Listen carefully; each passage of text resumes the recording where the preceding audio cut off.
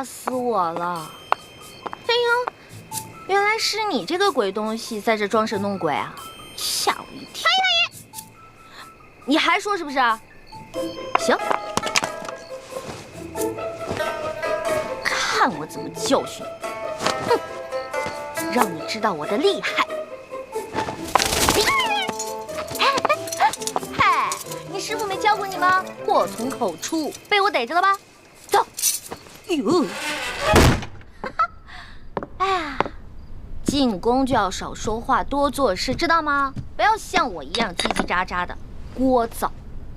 不许再说了啊！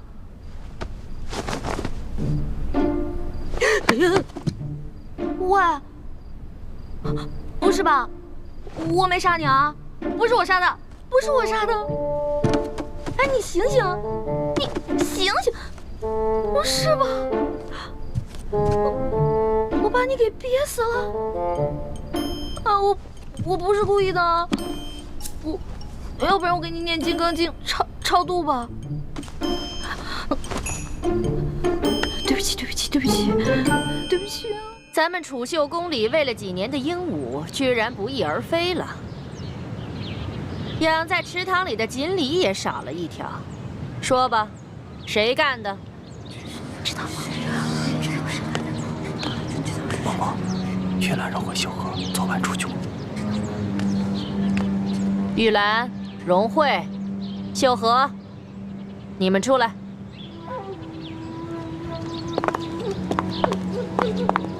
昨天晚上，有人看见你们离开住处出去了，去哪儿了？秀禾妹妹半夜要小姐，夜里黑，她一个人害怕，我和荣慧陪她去的。只是去小姐，那有没有在回来的路上，顺便偷个鸟、抓个鱼什么的？嬷嬷明鉴，我们哪敢在宫里偷东西啊？可是除了你们三个，就没人离开过房间。不是你们还能是谁？来人，把这三个给我拖下去掌嘴，打到招了为止。嬷嬷饶命啊！嬷嬷饶命啊！饶命啊！饶命啊！慢着，昨天除了他们三个，还有人离开过房间。谁？我。你？我昨天不是罚你闭门思过吗？你居然敢偷偷跑出去！是啊，我闭门思过了。我一天没吃没喝，但是我总得拉撒呀。其实我早就怀疑你了，只不过是因为没有证据，我不便发问。这批秀女里边就属你胆子大，准是你昨天饿了一天，又打起那鱼鸟的主意了吧？哎，你有什么证据证明我拿了你的鱼跟鸟呢？捉贼得拿赃啊！我有没有冤枉你呢？我自然会查清楚的。不过这储秀宫呢，夜里会落锁，外人进不来，里面也出不去。我还就不信了，你能把那鱼骨头和鸟毛一块儿给吃了？来人呐，给我搜！这，哼，老东西，我就不信你能搜得到。对不起啊。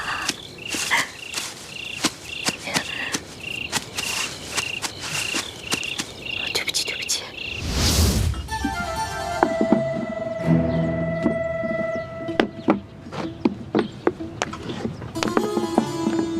刘某某没有。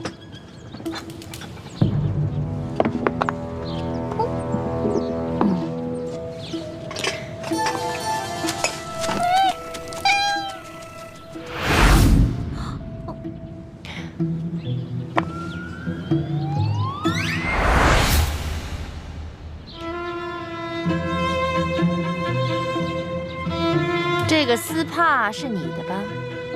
人赃俱在，还想抵赖吗？您看看，您看看，这被发现了。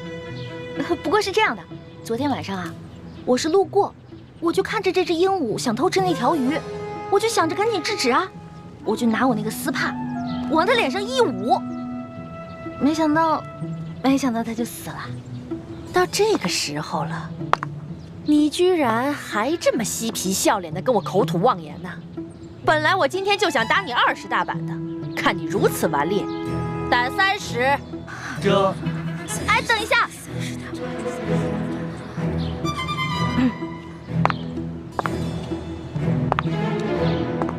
刘嬷嬷，您别忘了，我可是中堂大人的人呐。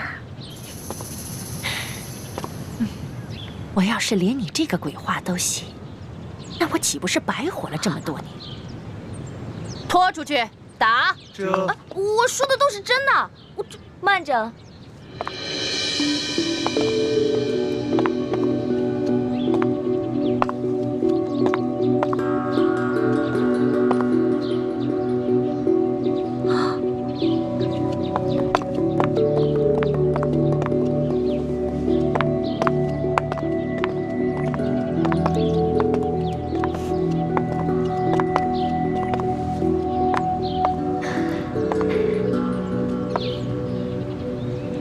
刘嬷嬷，可否借一步说话？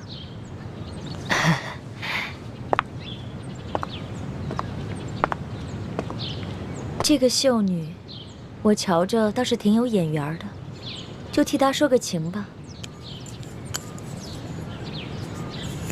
昨儿个皇上赏赐我很多珠宝玉器，只是这个镯子我戴着太大了，想来这大小啊，正适合嬷嬷你呢。哎呦，那就多谢厉贵人赏赐了。今天这事儿就看在厉贵人的面子上，我就不追究了。那就多谢嬷嬷了。这个秀女有些不懂规矩，不过长得嘛倒是挺可人的。嬷嬷不如把她交给我，我来替嬷嬷好好调教调教。厉贵人，你亲自调教，那自然是一小主的福分了。易欢，还不谢过厉贵人？易欢，谢过厉贵人。徐姐姐，师傅们真的不应该把你安排进宫。这大清的皇上是咱们最大的敌人，你却要委曲求全，委身于他。一想到这儿，我这心里就堵得慌。你也别太怪师傅们了，他们这么做，也是为了尽快找到铜匣，拿到藏宝图和议事名册，壮大咱们联盟的力量。可是这是牺牲了你一生的幸福啊！个人的幸福，比起光复大明的大业，不足为道。更何况，我早就是一个无父无母的孤儿。如果不是六师傅收养我，我可能早就冻死在冰天雪地了。我跟六师傅名为师徒，实则亲同母女。可惜，好日子没过多少年，梅花门就遭到了血洗。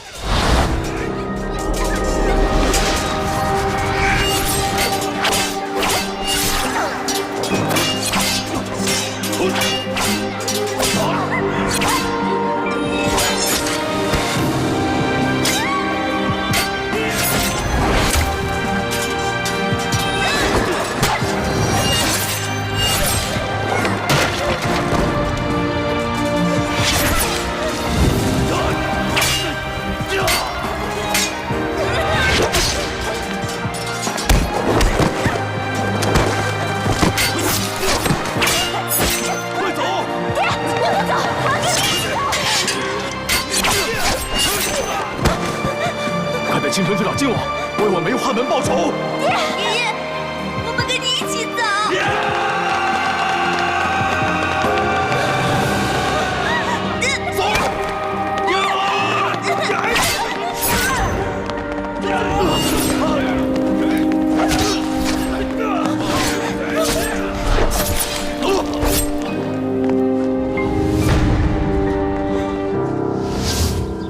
那个时候，我年纪还小，什么都不懂。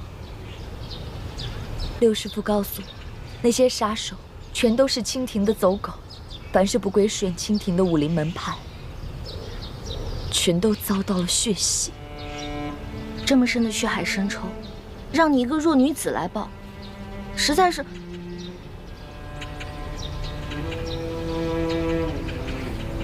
我都不知道说什么好。你跟我还不是一样吗？咱们明珠谷长大的孩子，都是同样的命运。就连你和大师兄，你们一个是大明最后一个太子，一个是大明未来的太子妃，可为了光复大明的大业，不也冒着险潜入这紫禁城了吗？可是我不一样啊，我进宫是为了引起康熙跟鳌拜的内斗，只要一旦得手，我们就可以撤了。可是你要一直以身试敌，留在这紫禁城里，直到找到铜匣为止。你也不用太替我担心，我一进宫就得到了皇上的宠爱。我跟六师傅正努力在宫中收买耳目，拓展资源，相信我们很快就能找到铜匣，完成任务。雪姐姐，从小我就觉得吧，大人为什么总是宠你，给你贵重的首饰、好看的衣服，谷里牛羊挤的奶不给我们喝，却给你泡澡，原来是想把你养大送进宫里啊！哎呦，我小时候实在是太小心眼了，居然还会嫉妒你。一欢，那个时候咱们都是小孩子，难免会争大人的宠。以前全谷的人都宠着你，可我一进谷，大家却更宠爱我了。换作是我啊，我也会嫉妒。但现在你都知道了，在师傅们的心里，最宠爱的人始终都是你。雪姐姐，你放心吧，我跟猪哥哥已经进了宫了，而且我还结识了皇上的心腹侍卫，叫做龙三。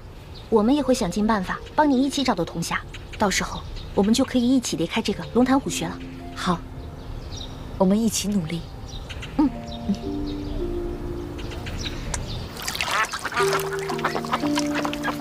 雪姐姐，你看我这个好看吗？走得还真稳。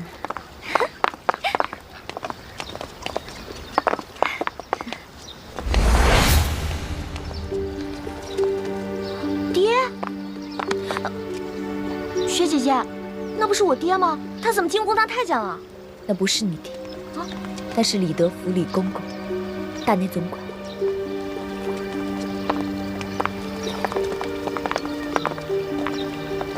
厉贵人吉祥。李公公安好。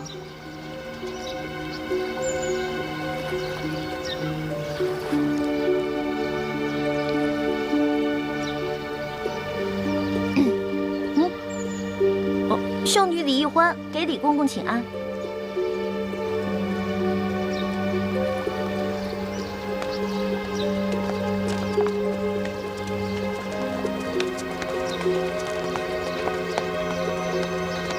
雪姐姐，你没骗我吧？